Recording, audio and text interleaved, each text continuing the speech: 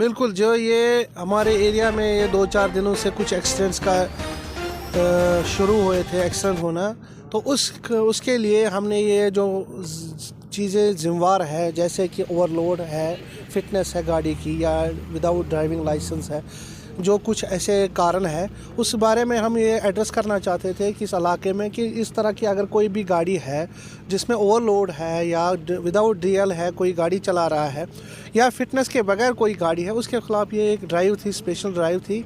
तो इस बारे में हम यहाँ आए थे। सर, आपसे जानने की कोशिश, जिसको जो डॉक्यूमेंट्स पे जितने भी अलाउड है वही अलाउड है, इंश्योरेंस उनका उतना ही होता है। और बाहर आप कहें कि इनको हम अलाउ कर सकते हैं, नहीं, ये नहीं कर सकते।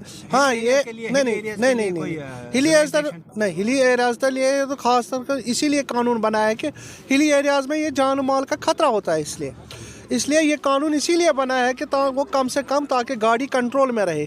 जब आप ओवरलोड, आप उसको जिस गाड़ी का कैपेसिटी 7 है, आप उसमें 9 या 10 भरेंगे तो उसकी जो बैलेंस है वो भी बिगड़ जाता है। हाँ, प्लेन के लिए तो वो ठीक है, वो एक ऑर्डर निकला था, आपने देखा होगा कि रिगार्डिंग प्लेन्स के लिए वो 2 सवारियाँ उठा, वो प्लेन्स के लिए, नॉट फॉर हिली एरियाज। पहले बात की हमने अलाउ नहीं किया है, किसी को अलाउ नहीं किया है। सबसे ये जो गवर्नमेंट का प्रोसीजर है, किस गाड़ी में कितने बंदे बैठेंगे, ये कैपेसिटी वहाँ से आती है और उनका इंश्योरेंस भी होता है उसी हिसाब से।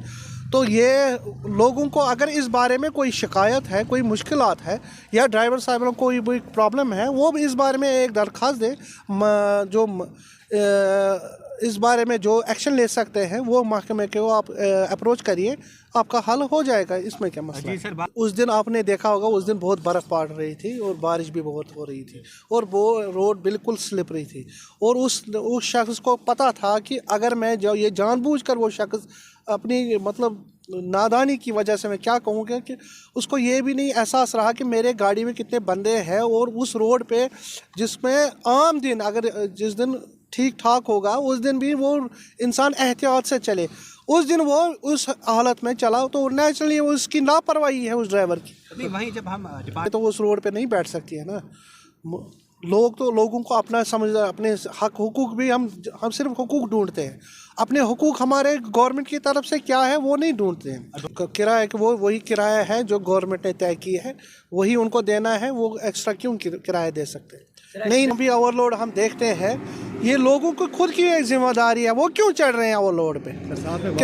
देखिए, माइनर उनके लिए तो आपने देखा, इस पिछले साल तो मैंने 25 से लगभग 30 बंदे जिनको मैंने चालान दिया है रिगार्डिंग वो, जब वो छोटे बच्चे थे, तो उनके माँ बाप को उसमें सज़ा भी मिली है मेरे ख्याल से। अच्छा, आज के हवाले से बात की, कितने चालान और कितने गाड़ियों को सीज किया गया? यहाँ पर हमने अभी बोनियार से लेकर यहाँ तक हमने लगभग 2-3 गाड़ियाँ सीज़ की है, और ओवरलोड चालान तो हमने बहुत दिए हैं, कम से कम 25-30।